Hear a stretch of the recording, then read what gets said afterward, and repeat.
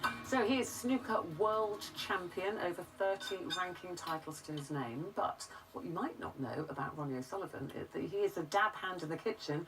Just watching the knife skills there, very impressive. Right. Well, you can watch what he does, and it's all here in his book, appropriately called Top of Your Game. These are 70 recipes to help you eat for success. Now, you say this is eating for mind and body, Ronnie. Yeah. Tell us your story, your journey, why you decided to do this. Well, I kind of always had a problem with my weight when I was a kid. I was always a bit chubby and overweight, and a lot of that was to do with being at the snooker club, and it was a lot of fried food and stuff like that.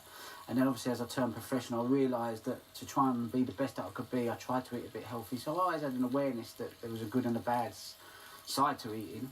But, you know, it just took over. And then obviously I got into running, so that kind of meant I could get away with eating what I liked, and I was slim, so I thought that was a result.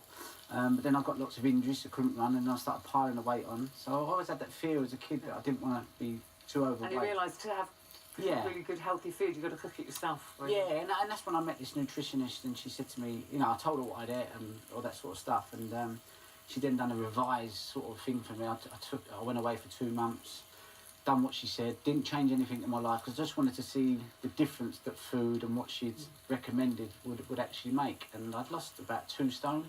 And I could run better just because I was lighter, and I felt better and had more energy. You know, the thing that I'm really interested in, the fact that you're talking about cooking from scratch, you're talking about healthy food, and we're talking about being Friday and doing an Indian curry. So this is good. So show it's so simple, because it's not. I mean, I've got a friend of mine.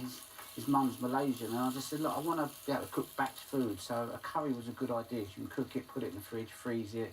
And it was just... That's just onions you had, sausage and brown. You do your onions and you just put your garlic in there. Just 2 cloves of garlic. I mean, I put 3 or 4 in sometimes, because I always like my mum's Italian. So we like... You know, this is surreal. I'm loving talking to you. You know, this king of the green beers, and there he is, and he's standing in the kitchen, and we're talking cooking. Who would have thought, Ronnie? We're going to stick one of these in, garam masala. Garam masala. We're going to stick one of these in, which is coriander powder. I don't like fresh coriander. You don't either, do you? I don't like this coriander. It's fine. Yeah, the powdered one isn't as strong, is it? Isn't as strong. And then we stick the paprika in, which gives it a bit of flavour. Okay. So we're just going to mix that in. So how often do you cook? Every day? When I'm at home, yeah, sometimes like twice a day. I try and cook at least once a day. Is she? Yeah, Layla's a really good cook. She done like a Moroccan chicken last night. It was fantastic. Do you want to turn that pan down a bit, because it's quite fierce, our thing. I don't want you to burn your that's fine. things there. We're going to just throw this chicken in, which is already cooked. Yeah, you browned this out. I saw you earlier browning your chicken. A mistake when I first started cooking, I didn't brown it off enough, and sometimes it's a bit chewy. Yeah. But if you brown it off right, then it's got a nice sort of texture to it, and it's nice and soft and succulent. So do you and Layla fight over the kitchen? We've learned to not fight over the kitchen, because sometimes you get in each other's way. So either I cook or she cooks. don't mix always. Yeah, but I mean, she doesn't. She's not into cooking curry, so I always get that job. She does good chicken Moroccan sort of stuff and all that, so that's good. So all you're doing is just covering this all up in the spices, which is pretty straightforward. Don't want it to burn the pan. So once that's all covered, which is nice, just give it a bit of that flavour. Oh, it smells so lovely. Then I'm going to throw this in here, this tomato. Okay, mate. So it's just basically it's just a tin of tomatoes. Yeah. Chopped tomatoes. Pour that in there. That'll stop it from burning on the bottom. Give that a bit of a mix in. I love how you do everything with one hand. It's just like this very relaxed approach. I'm just chilling, doing it with one hand. I'm just sort of, you get used to cooking. Water. So not stock, just water? Well, you can put stock in, but you don't have to. I mean, this is quite tasty as it is, sort of thing. I think the salt and the pepper kind of give you what you need, just to give it a bit of... Salt and pepper's great. It's a good seasoning. Yeah. I mean, I even put it in my porridge. If I had porridge in the morning, I just put a little sprinkle of salt in it. Transforms it. Yeah. So if you get people say, I don't like porridge, try a bit of salt in, and they'll go, you know what? Actually, it's quite nice. I couldn't eat without really salt, really. You're very confident and relaxed. Often when we get amateur cooks in, they're quite anxious about the demonstration and what they have to do, but you're very chill. I do it all the time. So it's something I started cooking about 9 years ago, and I do it 3 or 4 times a week, and then I'd cook it so much that I kind of mastered it, and I just thought, well, you know, Is MasterChef beckoning then? Well, I think that's a bit of a duff. I mean, the sort of cooking I do is very simple. There's not much ingredients. You just put it all in a pot and a pan, and as long as it's healthy and it tastes good, then that's fine. With MasterChef, then you've got to learn, like, it's a whole different ballgame. What about when you're away, Ronnie, and in tournaments and things? You know, sometimes being away from home, it's, you know, we're grabbing things and hotel we're not rooms. always eating as healthily. I find a good restaurant, tell them what I want. It might not be on the menu, but I go, this is what I want, and they do it, and that's my cooking for the rest of the week. Good You're lad. very And I'll say to disciplined. him, I said, if I do well, I'm going to give you the big. It's all because of you, Giuseppe. And he's buzzing. But listen, look, salt.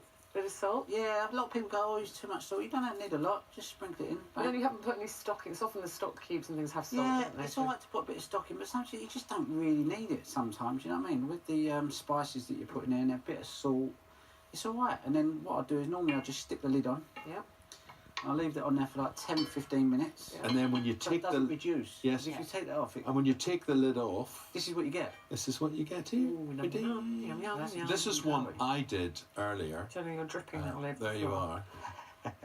You missed that. No, You're I so did. busy No, worrying no, about because you're dripping hot water all over my See, feet. that's so you. See, that's why I can't be in the kitchen with her, Ronnie. No, Really, I it's like just a not fuss in my spot. kitchen. There you are. Very, very lovely. So, you dish this out. Your rice, anything you got to say about the rice? Yeah, that's just brown rice, so it's slow releasing.